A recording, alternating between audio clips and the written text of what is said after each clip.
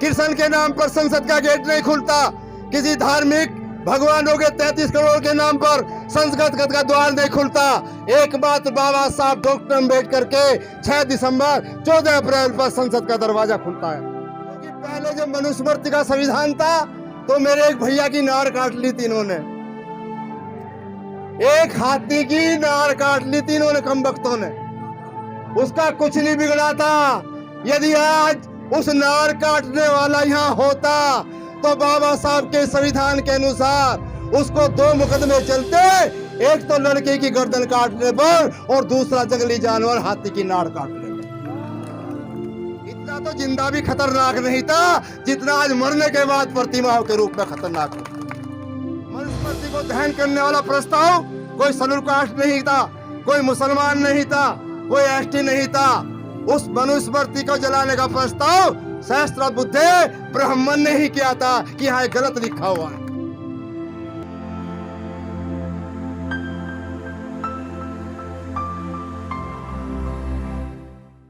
धार्मिक स्थल नहीं, वो आपके अधिकारों का एक प्रस्ताव है, अधिकारों की बिल्डिंग है। आपके बच्चों की छात्रवृत्ति हो, आपके बच्चों की नौकरियां हो, आपका अधिकार सुरक्षित है। ये बाबा साहब ने संविधान में सुरक्षित करके गए हैं इस देश के अंदर, आपकी गारंटी करके गए हैं बाबा साहब देश के अंदर। आप तभी तो आगे आए हैं, तभी तो आप डॉक्टर बने, इंजीनियर बने, हर क्षेत्र में आपने अपनी अगुवाई की है।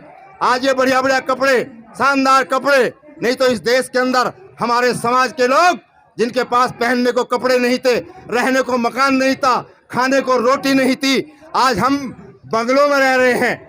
आज हम बढ़िया बढ़िया पानी पी रहे हैं, बिस्लरी का पानी पी रहे हैं, हवाई जहाज में यात्रा कर रहे हैं। ये बाबा साहब की वजह से ही है। नहीं आर्थिक तौर पर तो समाज के पास कुछ था ही नहीं। हमको लोग कितना भी कह लें अपने आप में, किसी के पास कुछ नहीं था। यदि हम अपनी 2 पीढ़ी का 3 पीढ़ी का देख लें तो हम जीरो थे, लेकिन आज हमारे पास सब संसाधन है। मैं तमाम साथियों से, तमाम लोगों से इस बात का आह्वान के लिए कि बाबा साहब ने जो वोट का अधिकार दिया है, ये उंगली का अधिकार ऐसा नहीं है, ये उंगली का अधिकार कटाक्ष के रूप में जनरल कास्ट के लोग यूं कह दें, जहां उंगली रखी हुई तस्वीर आओ कि ये क्या कह रहे हैं, वो क्या कहते हैं, कोई बुरा नहीं मानेगा। तो कटाक्ष में क्या कहते हैं, अजी ये नू कह रहे हैं कि सारे चमार यहीं रहे हैं। वो कटाक्ष करते हैं इस बात के लिए। नहीं, बाबा साहब का इशारा संसद भवन पर है कि संसद भवन में जो आपके एमपी हैं वो बढ़िया चुन के जाएं, आपके समाज के हों, आपके बच्चों की बात उठाएं, छात्रवृत्ति की बात उठाएं, नौकरियों की बात उठाएं, आपके अधिकारों की बात उठाएं। वो चुनकर बढ़िया लोग वहां पर बैठने चाहिए। और बहुत से लोग तो क्या कह रहे हैं, आज बहुत से लोग जो जनरल कास्ट के वो क्या कह रहे हैं, इतना तो जिंदा भी खतरनाक नहीं था जितना आज मरने के बाद प्रतिमाओं के रूप में खतरनाक हो। जो उनका व्यू है, उनका 2 पली खून सूख जाता है जब बाबा साहब की प्रतिमा देखते हैं जगह जगह। भारत की संसद के अंदर से नहीं, हर गेट पर, हर चौराहे पर, हर पार्क में बाबा साहब का नाम, बाबा साहब की बात समाज के सामने आ रही है। यही बाबा साहब का रुतबा है। एकमात्र दुनिया के अंदर बाबा साहब का जन्मदिन मनाने वाला सरकार तो मनाती है, लेकिन अपने पैसे से सबसे ज्यादा गरीब समाज बाबा साहब का जन्मदिन मनाता है। ये उदाहरण दुनिया के अंदर कहीं भी चले जाओ। गांधी जी का जन्म तो सरकार मना रही है, और का सरकार मनाती है, लेकिन बाबा साहब का तमाम हमारे अनुयायी के लोग बनाते हैं, हमारे समाज के लोग बनाते हैं। इसलिए जिम्मेदारी के साथ लोग खड़े रहें। जिम्मेदारी के साथ यदि लोग खड़े होंगे तो सभी का अपना अधिकार प्राप्त हो जाएगा। महिलाओं की जहाँ तक बात है, महिलाओं की बात, महिलाओं को सबसे ज्यादा अधिकार बाबा साहब डॉक्टर अम्बेडकर ने प्रदान किया है। सारी महिलाओं को बराबर का अधिकार दिया है, क्योंकि मनुस्मृति में तो हमारी महिलाओं को तो छोड़ दो, जनरल कास्ट की महिलाओं तक को भी अधिकार नहीं दिया गया था, लेकिन बाबा साहब ने भारत के संविधान में तमाम महिलाओं को अधिकार प्रदान किया है। उसी का तो नतीजा है कि देश की पहली प्रधानमंत्री इंदिरा गांधी बनी, और इंदिरा जी ने बोला भी था इस बात को कि यदि मैं प्रधानमंत्री बनी हूं तो देश के संविधान और बाबा साहब की वजह से बनी। यही भारत के संविधान का करिश्मा है, यही बाबा साहब का संविधान है। तो संविधान के माध्यम से तमाम चीजें देश के कंट्री में अभी तो उसको सही तरीके से लागू ही नहीं कर रहे, अपनी तरीके से लागू कर रहे हैं। जुडिशरी अपनी तरह से निर्णय दे रही है, जुडिशरी अपनी तरह से निर्णय देने के बाद बहुत सी चीज़ों में कामयाबी नहीं मिल पा रही है। इसलिए जुडिशरी के माध्यम से भी हमारी बातें वहाँ तक पहुँचनी चाहिए, क्योंकि वहाँ पर हमारा अधिकार होना चाहिए। महामहिम राष्ट्रपति जी जो आज के वर्तमान समय में हैं, इससे पहले भी हमारे समाज के राष्ट्रपति थे जिन्हें मंदिर में जाने नहीं दिया था, जिन्हें मंदिर में जाने नहीं दिया था। राष्ट्रपति जी को अधिकार है, SC ST के चेयरमैन भी थे पहले, उनको भी मंदिर में जाने नहीं दिया था।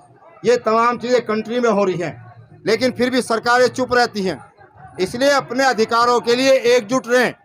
SC हो, ST हो, माइनॉरिटी हो, OBC के लोग हों। OBC में थोड़ी चेतना आई है, थोड़ी सी 1927 के बाद थोड़ी चेतना आई है। 1927 में बाबा साहब ने मनुस्मृति का दहन किया था, पूरी किताब नहीं जलाई थी। बाबा साहब ने उन पेजों को जलाया था जिसमें हमारे समाज के खिलाफ लिखा हुआ था, और उसका प्रस्ताव करने वाला कौन था? मनुस्मृति को दहन करने वाला प्रस्ताव कोई शेड्यूल कास्ट नहीं था, कोई मुसलमान नहीं था, कोई ST नहीं था। उस मनुस्मृति को जलाने का प्रस्ताव सहस्त्र बुद्धे ब्राह्मण ने ही किया था कि यहाँ गलत लिखा हुआ है। इसलिए ऐसे तमाम लोग सामने क्यों नहीं आ रहे?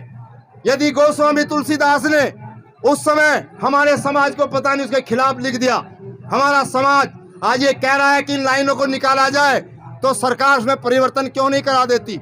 पूरे समाज के लिए लिखा है, ढोल गवार शुद्ध पशु नारी ये सब ताड़न के अधिकारी।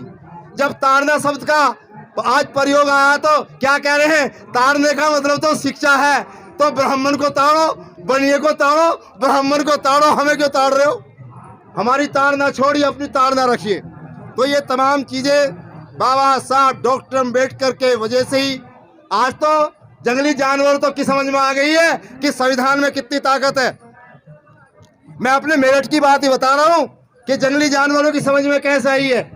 मेरे यहाँ पर बाबा साहब की 125वीं जयंती पर एक तेंदुआ आ गया था मेरठ के अंदर।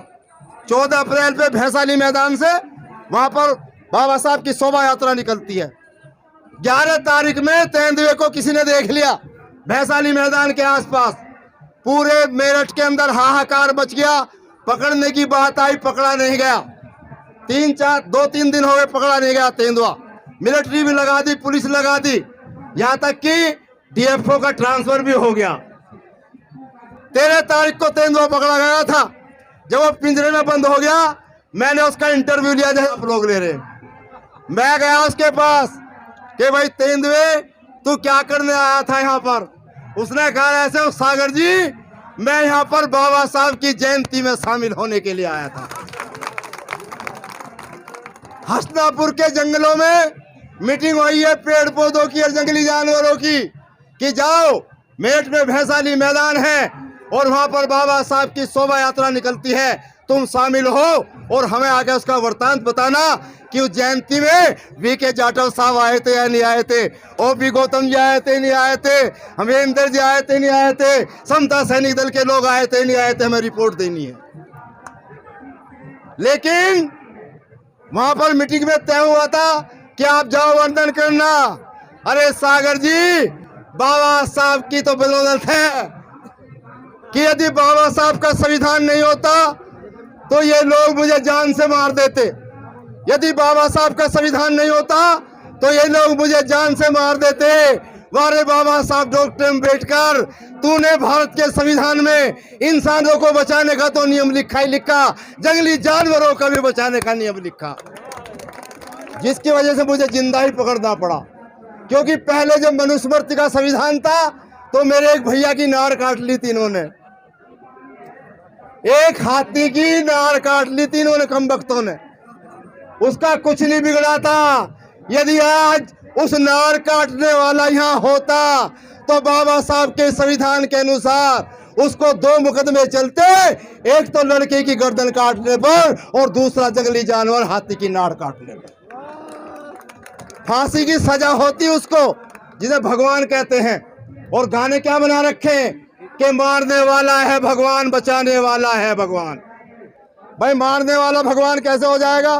केवल बचाने वाला भगवान है।